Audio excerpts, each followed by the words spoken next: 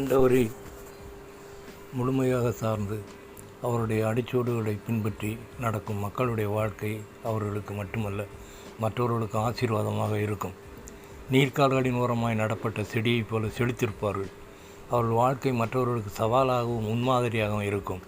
இப்படிப்பட்ட வாழ்க்கையைத்தான் நாம் எதிர்பார்க்கிறோம், அனுதினமும் வாஞ்சிக்கிறோம். தலைமுறை தலைமுறையாக அவர்களது பிரஸ்தாபம் நிலைத்திருக்கும்.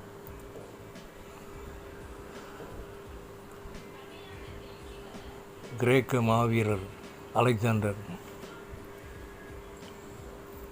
ஜூலை 356 பிசி முதல் ஜூன் 323 பிசி வரை வாழ்ந்தார்.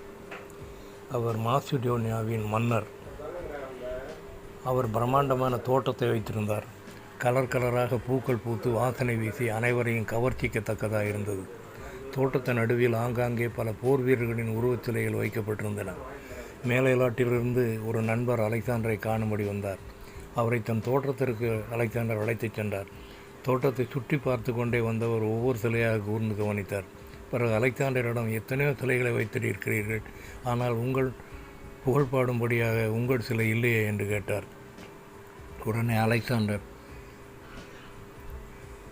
எதிர்காலத்தில் இத்தனை சிலைகள் இருந்தும் அலெக்சாண்டர் சிலை இல்லையே என்று நான் மக்களால் நினைவு கூறப்படுவதையே விரும்புகிறேன் என்று கூறினார்.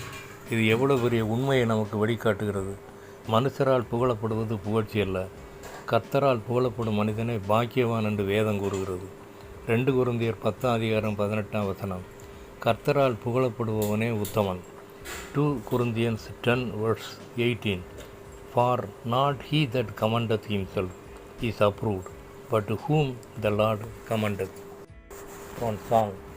உத்தமமாய் முன் செல்ல உதவி செய்யும் யெகோவா,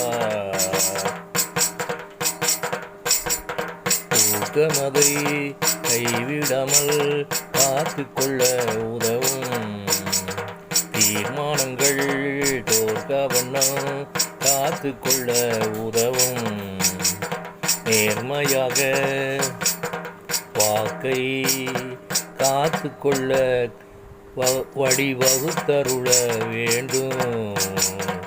உத்தமமாய் முன் செல்ல உதவி செய்யும் யெகோவா. ஜெபம். எங்களை நேசிக்கிற நல்ல பிதாவே, மாவீரன் அலெக்சாண்டர் சரித்திரத்திலே புகழப்பட்டு நினைவு கூறப்படுகிறார். அதேபோல் நானும் உம்மை பின்பற்றி உம்முடைய சீடனான் நினைவுபட கிருபை புரிய வேண்டும் என்ற யெகோவா மேசியா நாமத்தில் கெஞ்சுகிறேன். பரிசுத்த பிதாவே, ஆமென்.